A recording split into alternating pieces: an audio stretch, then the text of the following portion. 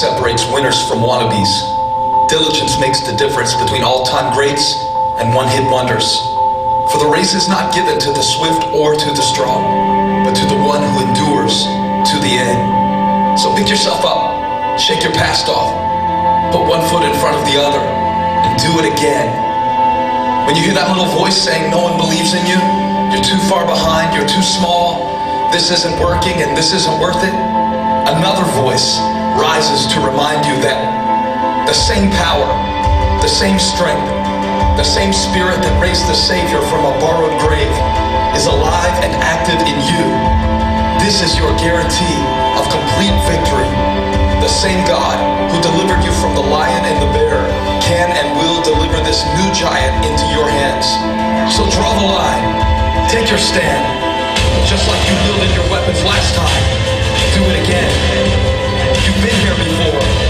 The battle is not yours, it's the Lord's. And if He caused you to triumph back then, be confident He'll do it again. Yesterday, today, and forever, Jesus Christ is the same. And in His name, you are unstoppable. He's the author and finisher of your future and your faith. All things are started and sustained by His grace. He's never failed, never faltered, never wavered, never lost, and He's not about to start. But receiving this promise requires perseverance. For many are called, but few are chosen.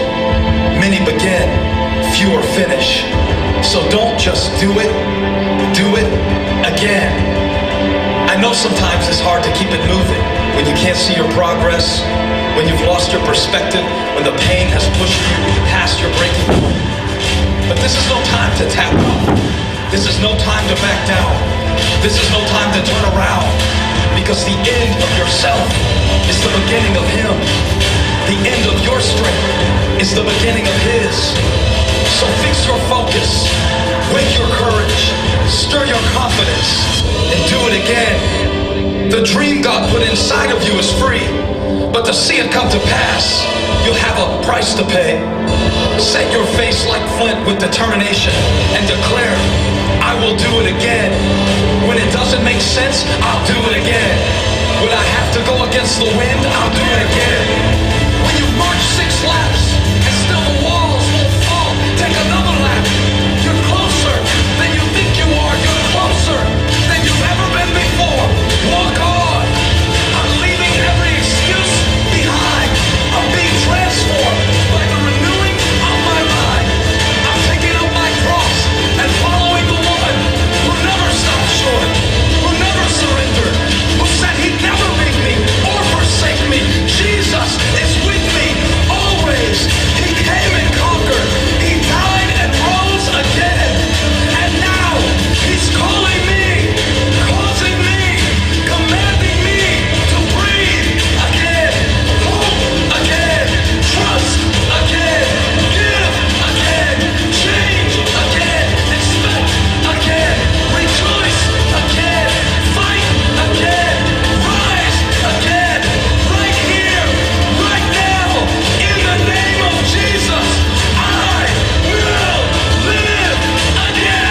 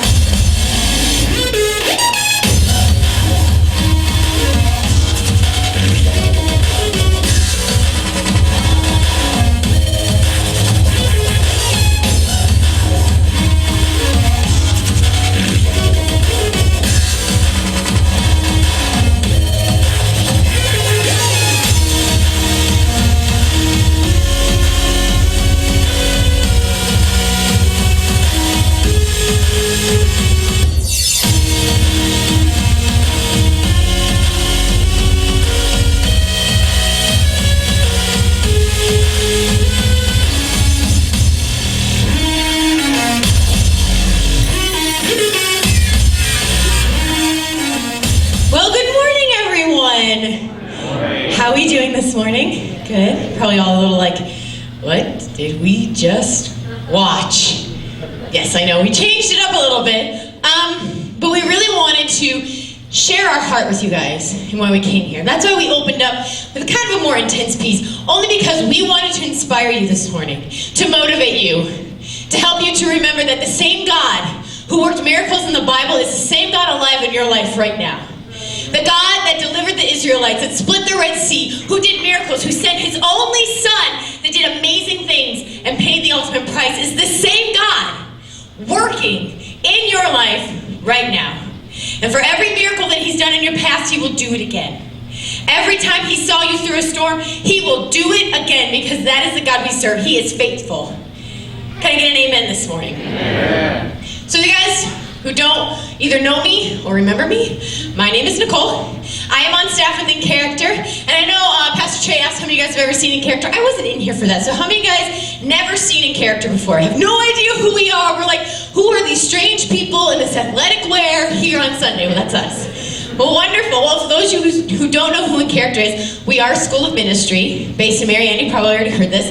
But we believe our students don't just get their degrees in biblical studies and leadership, but they also are challenged, let's say, to do things in a different way, to preach the gospel in a creative way. Because we believe that you cannot present the gospel in too many ways. The more ways you present it, the more people you can get. So we try and find a new way. So sometimes we do something serious, and sometimes we do something funny. Because if you've ever met any of us, you realize we're not very serious. We're not a serious group. We actually are a bunch of weirdos, and that's okay. The Lord loves weirdos. Can I just say that? Jesus loves the weird people. I am testament to that. I promise. But no, In Character, we do serious things. We also like to have a little bit of fun. So are we okay with having a little bit of fun in church this morning? Is that good? Okay. Okay, good. Because the other two services weren't as vocal, so I was a little worried going into this, but I feel pretty confident here. Okay, well, we just kind of really want to present a new way of looking at something. You see, I am not from Florida. I know, shocking. But I am not from Florida. I am actually from New York. And my friend MJ over there, we are both from Buffalo. Yeah. Buffalo! No one else is feeling it, but I got you, brother. I got you. So tell me if I'm wrong. Up in Buffalo, they don't care about college football. I didn't know it was a thing. Okay, because up north, at least up in Western New York, it's NFL. It's the Bills. Are you still a Bills fan? Oh, traitor! Oh, okay, I guess. Well, I'm a Bills fan, I have to be, and some people go, oh, the Bills. I know, but I have to be, okay? I'm from Buffalo. Anyways, but if it's not NFL, NHL, NBA, if it's not professional, we don't care about it. So imagine my shock and surprise when it came down here, and you people love college football.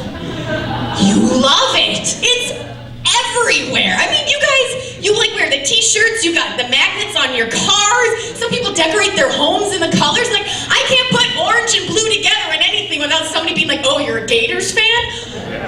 I didn't know what I was getting myself into. I didn't know. I was like, I'm sorry, I didn't mean to offend you. Because it's just not a thing. But it's so funny because we let something so temporary consume our lives. And it's not a bad thing. It's all great to have fun. But we want you guys to consider what would happen if we let eternal things consume our lives. Because you see, football is temporary, and all you guys can say that because one year your team is awesome, and then the next year they're terrible. That can happen, right? We've all seen it before. And yet we still love them, and we still let it decorate our lives. But what happens if we let the eternal things decorate our lives, consume our lives, mark our lives to the level that we let the sports teams? What would our life look like? So please, relax, laugh if you like to, as you consider what your life would look like if you let the eternal things consume it. I'm not sure what to do. This is scary, man. It's real scary. Hey, man, maybe you can help me out. I think I need some help. I have a confession to make. I'm a junkie. There, I said it. Look, I know it sounds crazy, but it's true, okay? I'm a junkie. A Bible junkie. Yeah, sure, laugh at me, make noises, do whatever you want to, okay? But it all started like this. So I was in the park one day, just sitting at the park bench, minding my business, eating my lunch, and I saw it. It was underneath another park bench, a little black book. I reached over, I picked it up, I thumbed through it. It was a pocket New Testament. Pocket New Testament. I have one of those. Yeah. It was like this one, only blacker. Then I did it. I read a verse. Look, don't ask me why. God knows I didn't want to. I guess maybe I was just weak. The verse was in Matthew, and before I realized it, I had read all of Matthew, Mark, Luke, and I was halfway through John. I tried to stop, but I just couldn't. From there, I got a bigger Bible. Come on. I read a full ESV with concordance. I even looked at the maps. The maps! What's wrong with me, man? Huh? From there, I got about 8 different Bibles and I stashed them everywhere I could. In my sock drawer, in my car, even behind my cat's litter box. I'm sorry, Fluffy, but it had to happen, man. It just seemed like I couldn't get through a day without a word. Yeah, man, that's addict talk for Bible. I was doing okay until I went on this retreat one weekend and I forgot my Bibles. I don't like to talk about it. I broke out into a cold sweat. I got the shakes.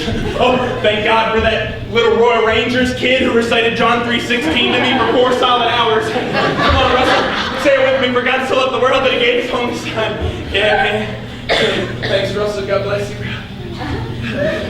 Yeah. Then my so-called friends found out.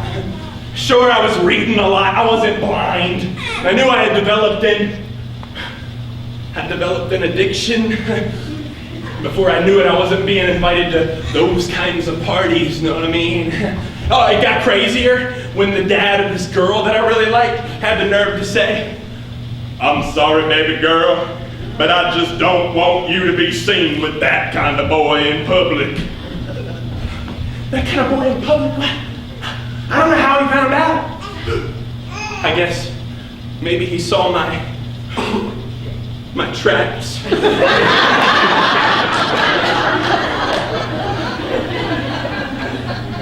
I'll never forget whenever my mom was putting away my laundry in my room, she saw it sticking out from underneath of my mattress. A leather-bound fire Bible with study helps. Study helps, man! Really? What's wrong with me, huh?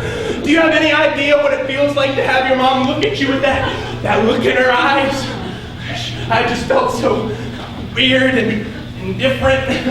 She just looked at me as if to say, "How could you do this to me?" I don't know, Mama. I'm sorry. Just let me take that, please. From there, I just got deeper into it. Before long, I started to get my friends hooked too. I became a dealer. Yeah, now I know what you're thinking. Man, what a sicko. Yeah? Well, I've been to the doctors. Oh yeah, I've been to them before. I'll never forget the nerve that this one had to say to me while I was sitting there on the couch. All he did was look back and go, "Yeah, it's a powerful addiction, this Bible addiction. There are no known cures for someone who goes as far as you did." Man, whatever. All that joker ever did was prescribe me heavy dosages of Reader's Digest. You know, I guess now I know why they say that you shouldn't try this stuff recreationally. It could lead to a life-controlling habit. It only took me one time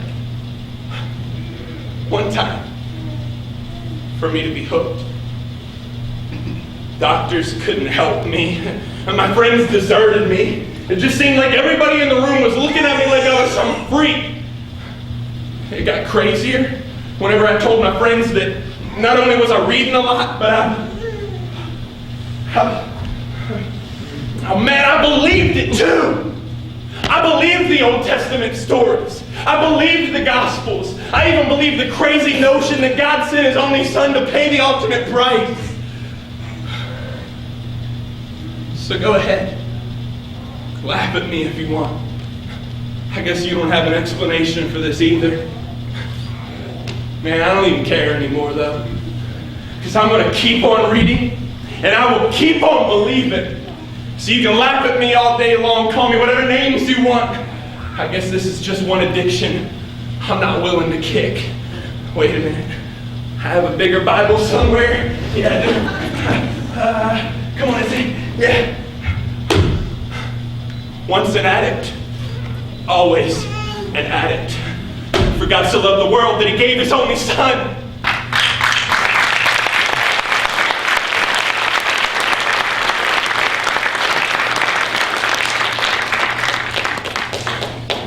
So church, what would it look like if we actually lived this thing out? What would it look like if we actually were consumed by the Son of God to the degree that an addict is consumed by his addiction? Please understand my heart in this, and while we do this morning, it is not that I'm advocating that we should look like this physically, because let's be honest, the world's going to look at us genuinely like we've lost our mind. But if you ask me, and you see it on our blue shirts today on the side, it says dramatically different. And some of y'all are like, bro, you ain't even lying.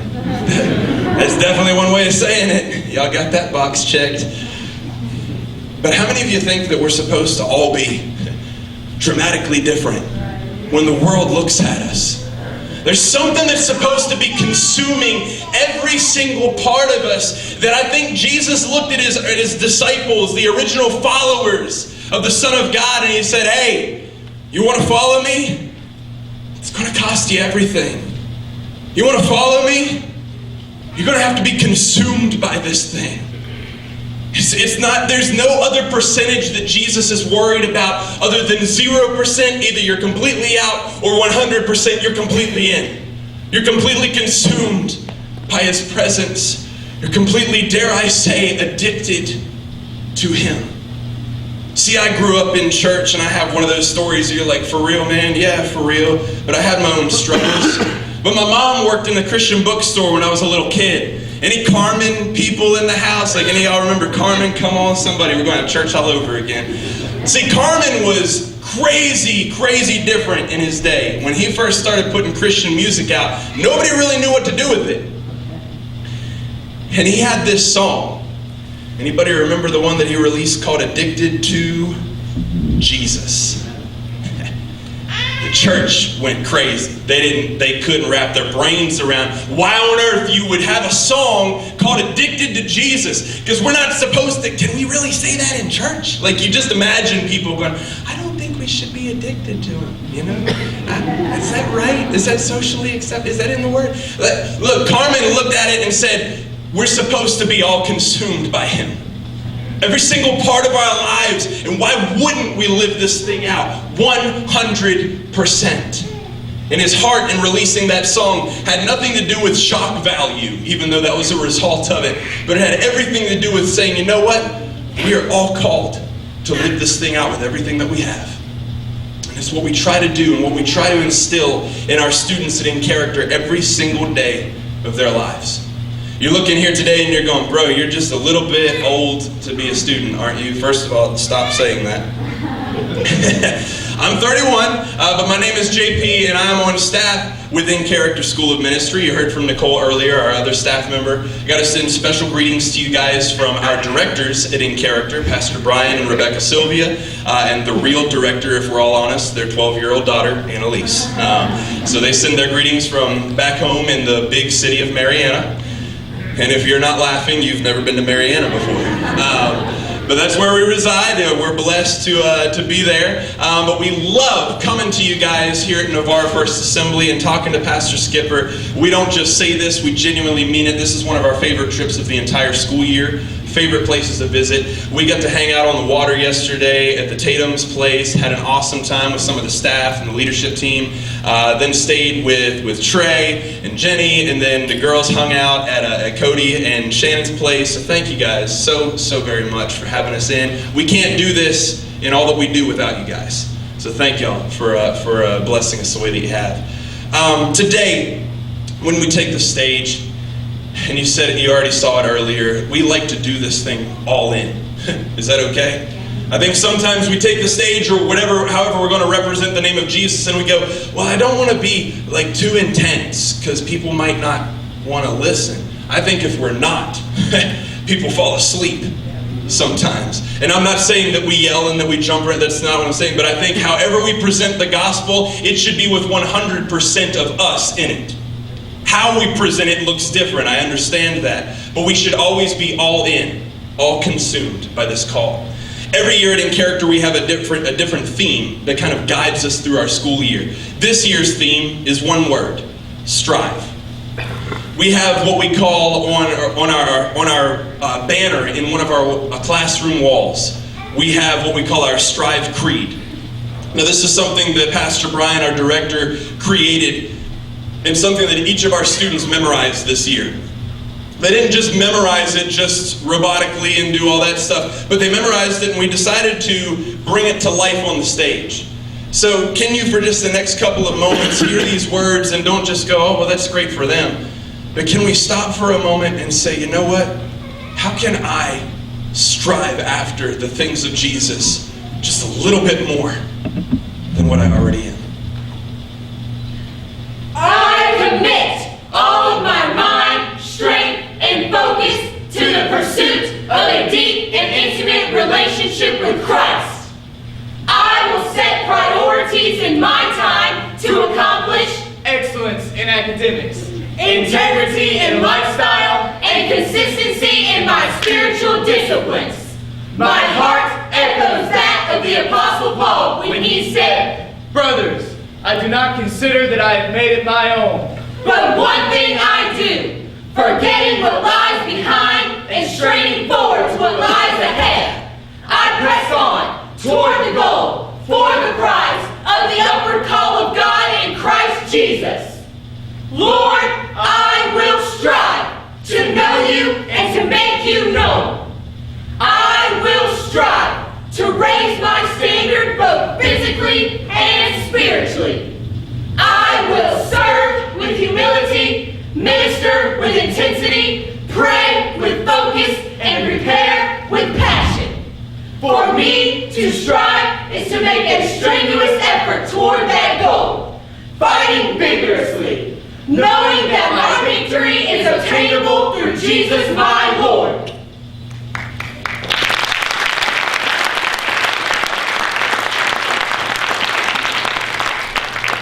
I press on toward the goal for the prize. You see, in Character, we believe that not just for us, but for all Christians, we are called to press on. That means that whatever it is that God has for you, it is your job to press on and to receive it. See, God has it for you, but it's our job to fight for it. And we believe in instilling this into our students, as you just saw. And one of our students is actually up here right now. This is Christian. He's a first year with us. And Christian, you guys had to memorize that at the very beginning of the year. Our Pastor Brian, our director, he wrote it, and it was like one of the first things he made you guys do was memorize it. And it was to really help lead your year. So kind of share with everybody here, how did it affect you? How did it lead your year? How did it help you through everything? Well, for me, it kind of just put in perspective that Jesus should be our number one pursuit, not just for us at IC and all the students, but really for us as Christians, that everything else other than Jesus should come second, and we should make him our number one priority. That's good. Now, we just recently started putting this on stage for everyone to see, because it's our heart that everyone captures it. So kind of share the heart of the team and your heart in presenting it and how it would affect other people. Well, our heart in this and our hope is that it encourages other people that might be feeling the weight of the world and saying, I can't really do this Jesus thing, and then to see people that are having Jesus as their number one priority and going after Jesus with everything they have, 100%. And we try to hopefully that encourages other people to say, I can do that too. And as crazy and messed up as my generation might be, we also kind of hope it encourages some other generations of saying, we know that it's going to be okay because it's in good hands. Thank you. Give Christian a round of applause. Give the team a round of applause. Can I tell you guys real quickly about where I'm from? Is that okay? I think I will anyhow. That's cool. Now listen, anybody here in the room from West Virginia? Can I see your hands? Hey, you know it, Bruce. Come on now. Yeah, that's right. We've been there, done that. We talked through it. Yes, ma'am. Where are you from? From Parsons. I got you. Okay, cool deal. I grew up, riddle me this, I grew up in the town that was so small, it was actually called Short Gap. Can't make this stuff up, all right? See, I grew up in Short Gap. Look for it on the map. You'll have one hard time trying to locate it. It's difficult. But I grew up on Knobley Road, okay? Now, Knobley Road was connected to Dirtyfoot Road. I ain't lying. Dirtyfoot Road was, and that was also connected to Fried Meat Ridge Road. Did you feel that just now? Now you know how to pray for me, okay? Look, I'm blessed to be from where I am from. To make no mistake, I love my hometown. I love the people there, the scenery, everything is great. But God called me away from Short Gap, West Virginia, all right? And so when I was growing up, my dad was actually in the log home building business, and he built our log home that I grew up in. And it was a great atmosphere. I loved it because on one side of my house was nothing but trees and woods, and you didn't go out there late at night unless your life depended on it. And on the back of the house, it was nothing but a wide open farming field that stretched all the way around to the other side. But the most beautiful scene to me was this backdrop of this huge mountain range on the back end of the property. And I loved it because I took mountains for granted up in West Virginia. See, I moved south and I got down here and I looked around and I was like, y'all ain't got no mountains. Like, there's nothing here. It's all flat, steady flat. We get out on Highway 98 and you like go over a little hill and you're like, woo, elevation. Watch out for the nosebleeds. You know, we don't know what to do with it. So mountains down here that just don't have a clue. And so what was great about the mountains for me, though, is that I would watch storms start to form, like especially in the spring and summertime. And I would watch the storm clouds really start to form from over top of the range there. And you could see the dark clouds rolling in. You start to hear the thunder rumbling in the distance. You could almost, you could sense and even almost taste the rain that was in the air, you know, and you knew what was coming. I wasn't all that stressed about the storm, though. Why? Because I was sheltered from it. I was kind of experiencing it from a distance, slightly disconnected. But have you ever found yourself trapped in the middle of a storm and caught in something that you never saw coming, or maybe you had no shelter from? That's kind of rhetorical because we live in Florida, so we've all been there at some point, right? Storms happen from out of nowhere. Well, the disciples found themselves in a similar situation in Matthew chapter 14. See, this is on the heels of one of the greatest miracles ever recorded. It's Jesus feeding the 5,000. He and his disciples are on a ministry trip, if you will. They've dedicated their time to the ministry, to touching these people's lives. And so this is right after that's happened, and in Matthew 14 and verse 22, it says that immediately Jesus dismissed the disciples to go to the boat, and he told them to go out onto the water to the other side. While Jesus dismissed the crowds. I think it's really interesting that Jesus decided to work crowd control. First of all, is it okay if we read the Bible in full color this morning and not just black and white? I think it's easy for us to gloss over some really important things if we're not careful, just because we've heard the story 1,000 times. Jesus, instead of being the ultimate Christian celebrity, if you will, and what we get caught up in too often in today's Christian circles, is that we put these names up in lights and we go, they're so great, and they are, and I'm not detracting from that. But if we're not careful, we allow our name to become greater than his, and suddenly we feel like we don't have to any longer do anything to reconnect with people other than to just do what we do here. Jesus saw fit to work crowd control. That to me, I love. That's the kind of Jesus I want to live for. The kind that says, no, one more time, I'll pour right back into you. Let's reconnect. Let's do this. So he dismisses the crowd. 5,000 plus people, that's a lot of crowd to dismiss. But he gets it done. The disciples are on the boat. And it says that Jesus goes up to the mountain to pray. And evening comes and he's there alone. And he looks out and he can see then that the disciples are in the boat. But they're not just there on a nice little cruise. Actually, it says for quite a few hours now, the wind and the waves are beating against them. And they're in the middle of a storm. You ever been there, like after pouring your life out in ministry and you're like, okay, it was great and all, but now it's just my time to chill out. I'm just going to go out on a nice little boat ride and we're going to be good. Because we feel like we deserve it, right? And sometimes, Jesus has another plan. And that's what happened. So the disciples are battling in the middle of the storm. They're fighting for their lives. And all of a sudden, Jesus shows up. But he doesn't show up like business as usual because he's Jesus. And he shows up, what's he doing? Walking on the waves. By a show of hands, when was the last time you ever experienced that yourself or saw somebody else do that? That's exactly what I thought. I get that a lot. Why? Because it's something that just doesn't really happen. We're not used to seeing people walk on water. So when the disciples look out from the boat, they're terrified. They think it's a ghost. Jesus says, calm down, it's just me. And then Peter steps forward. Peter, we like to identify with him a lot. Why? Because he messed up a lot. And sometimes we feel like we can use him as our Christian cop-out to go, well, I don't have to listen to every last word that Jesus says. Because, look at Peter. He turned out okay, Can we, though, for the next couple of minutes, look at this story from his life and see how boldness was built in him from this decision? Is that okay? See, Peter steps forward and he says, Lord, if it's you, then command me to come to you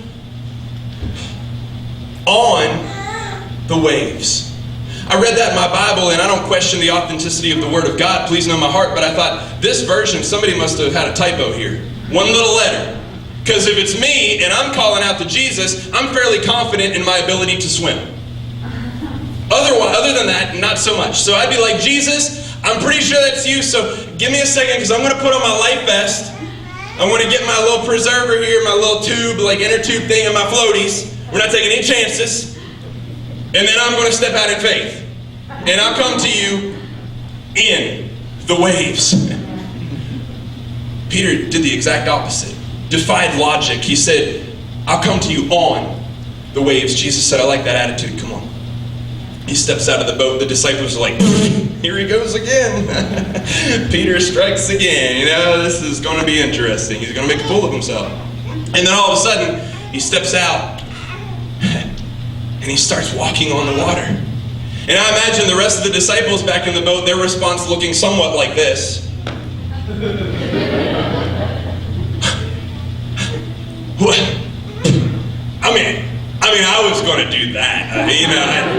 I was just waiting. I wasn't sure that was Jesus. Peter, he did his thing, but I was right behind him. You saw me, right? And then they start going back and forth. Why? We can identify. How come? Because that's us usually, right? We're the rest of the disciples in the boat. But sometimes we are the ones stepping out of the boat and doing something that nobody else is willing to do. Peter starts stepping forward on the waves, but then all of a sudden what happens? He becomes aware of the wind and he begins to sink. How many of us in the room, if we're honest, have ever become so consumed and so aware of the storm in our life that we start to lose hope and we lose focus on the one who called us out of the boat to begin with? It happens because we're human, because we make mistakes. And he starts to panic and he sinks and he cries out, Lord, save me. And what does Jesus do? Not this. For real? No. As a matter of fact, Jesus turns back around and says, I've got you. I'm right here. Aren't you glad when Jesus grabs hold of our lives? And he just holds on. So he's not the one letting go at that point. Jesus will not let go of you. It will always be your choice in that moment what you do from there. Will you hold fast to him as well? Or will you go, man, the storm is too overwhelming. This is too crazy. I can't do this anymore. I give up. We let go. It's our choice. And in that moment, Jesus asks what I think is one of the most audacious questions in the Word of God whenever he says, why did you doubt? Have you ever been a little upset at Jesus before? If your hand's not raised or you're not doing this, then we've been there. We've all been upset at Jesus, let's be honest. Why? Because sometimes he does things in our lives that we don't really understand. But that's okay. Peter had every right, in my opinion, to be a little upset and be like, Lord, what do you mean? Why did I doubt? Look around.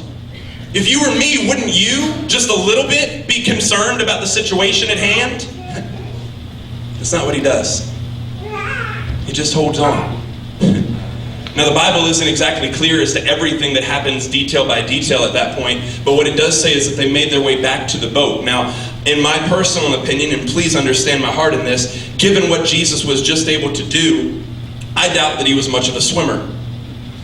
Take that for what it's worth. So I imagine that they probably made their way back to the boat on the waves, that he and Peter were walking back to the boat together. Just my interpretation. Understand my heart in this. But something incredible happened there from point A to point B because the storm is still raging. The storm is still going on, full blast, hasn't let up a bit. And in that moment, what we really want Jesus to do is to go, all right. That's enough. Peter, come here, man. I'm sorry, come on. Just hug it out here right now. I didn't mean to scare you like that. You okay? I mean, you look a little worried. You look concerned. It's okay now. It's all done. Hey, don't tell those guys back in the boat that you're my favorite. Yes, sir. You were willing to do what none of those other guys were willing to do. I'm so proud of you, man. Don't worry about the fact that I didn't mean to scare you. It's all good now, right? We're clear. Now, let's just sit down here and let's review what we learned. It's what we want Jesus to do for us. Why? Because we don't like the storm. By nature, we don't like getting caught up in waves crashing over our head and feeling like we're going to drown. That's not something that by human nature we're supposed to enjoy. But boldness is never built in our lives when the waves look like this. Boldness is built in the middle of a storm. It's built in moments that we can't wrap our brains around. And in that moment, rather than Jesus calming it there, he had a conversation with Peter in the middle of his storm before it was ever calmed. And maybe you're here this morning and you feel like that's you. For some crazy reason, Jesus wants to have a conversation with me and the storm is raging in my life. I don't get this, God. I don't get this. But instead of him letting go, Peter just held on. They made their way back to the boat. And I imagine something happening in his life right then where he said, I don't understand this a bit because the storm is still going on full blast. But all of a sudden, it doesn't seem near as bad because Jesus is here. He's not leaving. They make their way back into the boat. And in that moment, Jesus goes, okay, it's done. Sometimes the storm is calmed in our life when we least expect it, but after the fact that we have had a complete and total shift in our mind and in our spirit to recognize that the storm is not what dictates our faithfulness, it is simply our faithfulness to hold on. And when we understand and we get the fact that the storm might not let up for a while, but Jesus is right here. All we have to do is hold on. Just hold on a little bit longer and watch him show up in the middle of your life when you need him the most. But ironically enough, sometimes when we least expect it, that is when he calms the storm. But not until we learn the value of simply holding on.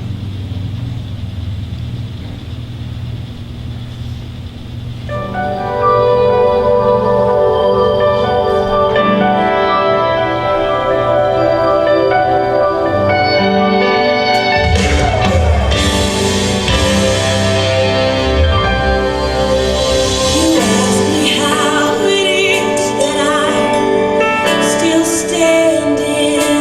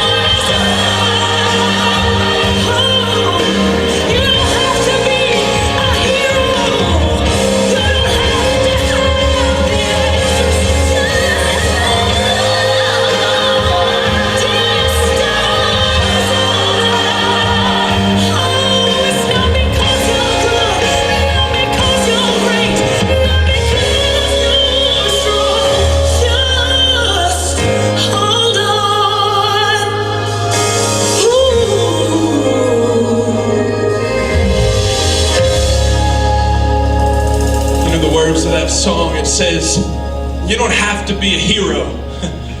And you don't have to have all the answers. And that's good news for some of us here today. Why? Because I think sometimes we spend so much of our effort and energy in our Christian life trying to hold everything together in our little world. Because what we're worried about is if the outside world, if our friends, our family, our co-workers, our classmates, if they see any crack in our armor, any difficult time that we're willing to let on that it's affecting us, then somehow we feel like we're not the hero to them anymore. We got it all wrong. Why? Because we were never meant to be the hero for this world. We were meant to represent and point people to the ultimate hero. All this world is really looking for is real people who can get honest with them and say, you know what? I don't have it all together. I'm certainly not the hero in this story, but let me point you to the one who is. Maybe you're here right now and you're going, this is me. This is what I feel like I'm in the middle of. I'm in the middle of a storm. All across the room for every age. If you could and if you're able, could we stand to our feet as we close our time together here? Stand, if you will, all across the room. I believe in doing something, and I love talking to your pastor and hearing his heart and giving altar calls and giving opportunities for people to meet this incredible Jesus that we've been talking about. Because there's no greater decision that you'll ever make than to first of all give your life to Him. To hand it over and go, here you go. I'm tired because my whole life just seems like it's one big storm. Well, today can change all of that. So if that's you and you're here and you're going, yeah, you know what? I need to meet the one who can calm every storm. I need Him to do that in my own life for the first time. Then would you take the bold step? The bold physical step and just step out of your seat and make your way down front here at this altar. If you can do that right now, just begin right now to respond. No formal invitation aside from that. Yeah, I gotta know Jesus, man. I gotta know who He is. The second thing I'm going to invite you to do, the second most important thing you can do in your life and your walk with Him, is taking advantage of moments like this to go, I'm in the middle of a storm. Maybe I've served Jesus for years, or I just started, or I'm somewhere in between, but I'm in a storm right now. Maybe others know about it, maybe just you and Jesus know. But today, would you be willing to step out of your seat as well and make your way down front and let one of us pray with you, please? Would you do that right now? Come on, all across the room. I'm in a storm. Yeah, and I need somebody to pray with me. This is your opportunity. I believe that what we do physically can cause something incredibly to happen in our lives spiritually and mentally. We start to think different. We start to feel different. There's something that says, not just to God, I give you my everything, but something that we speak back to the devil to say, enough's enough. You don't have a hold on me anymore. In character, as you respond to those that have come forward, and prayer team and staff here as well, feel free to respond in prayer. But this is your opportunity. This is your chance to respond. So can we, as we close our time, not just be spectators, but can we lift our hands in prayer and worship to the one who calms every storm? Come on, let's do that as we close our time together today. Yeah. Yes, Lord. Thank Him for the way He calms our storms in years past and in years ahead. Come on now. Yes, Lord.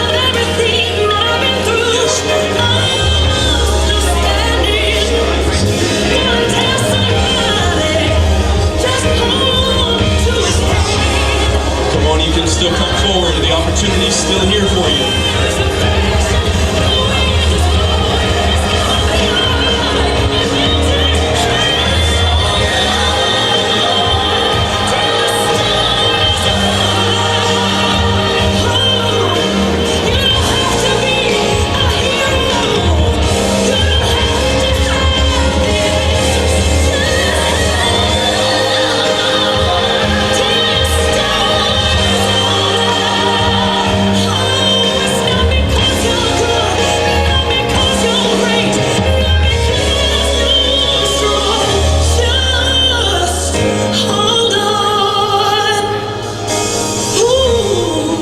Church, are you thankful for the Word of God in our lives?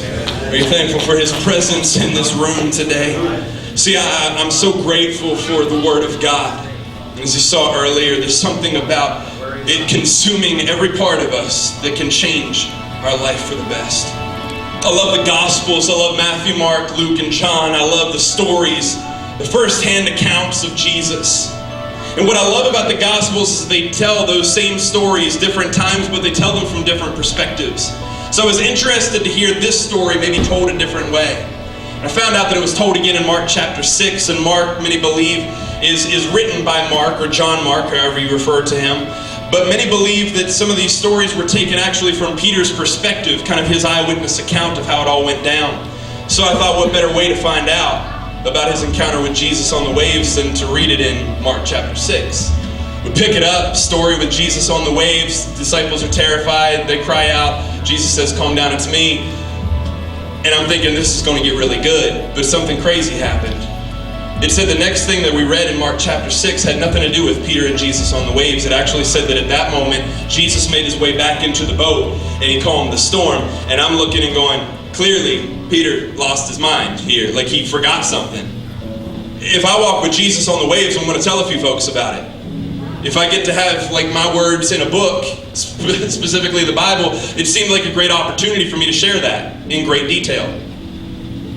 But I heard somebody say this a while ago and it stuck with me ever since. I think something changed completely in Peter's mind that day. See, I think Mark was sitting there, pen and paper in hand, eyewitness reporter going, "Dude, aren't you forgetting something here? Like, oh, I don't know, you walking on the waves with Jesus? Like, any of this ringing a bell?" Peter looked back at him and said, "Mark, I'm not here to deny all that. I'd be more than willing to talk to somebody about it. But I don't need to record all that here. Matthew's already got it covered. He mentioned it. It's fine. But if you don't write anything else down, you better write this down. Jesus calmed our storm. It wasn't just mine. It wasn't just my story. It wasn't just my moment with Jesus on the waves. He calmed our storm collectively. And it hit me like a ton of bricks because I realized, my goodness, sometimes we elevate our personal experience, and make no mistake, our testimony is powerful.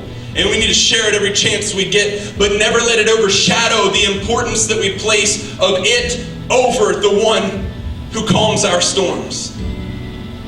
So no matter what stage you have to speak from, no matter what platform you're given, no matter what school hallway you might find yourself in, or job you might be on, always remember that our personal story, as great and powerful as it might be, will always pale in comparison to redirecting people to the one who calms every storm. Aren't you thankful for him today, church? It has truly been an honor for us to be here with you guys this weekend. I hope you know our heart, that we love Navarre First Assembly, Pastor Skipper, Miss Julie, the whole staff here. You guys are top notch. We just feel like every time we come here, we reconnect and pick right back up where we left off. And we have an awesome pontoon boat story to tell now too. We add that to the list. But thank you guys so very much for having us here. Please stop back at our display later on after we have some really important things and awesome things take place in just a moment. But stop back at our display, find out more information, stay connected with our ministry. We've got t-shirts and mugs and drawstring bags for you guys if you'd like to purchase those and continue to put gas in our vehicle to keep us traveling around and doing everything that we believe God's called us to do. We love you guys. If you want to find out more information about what it takes to be a student and in character, please see one of us in the blue shirts as well. We love you guys. Hope you have a dramatically different day. Thank you.